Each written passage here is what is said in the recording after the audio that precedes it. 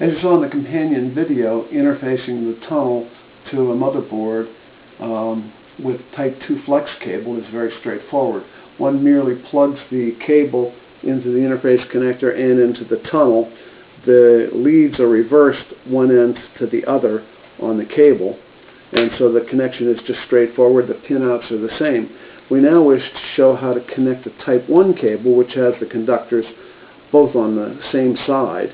And in order to do that, we have to use a connector which has the pins reversed from the first one. You can see the wiring in the PC board reverses the connectors. And we have to introduce two twists.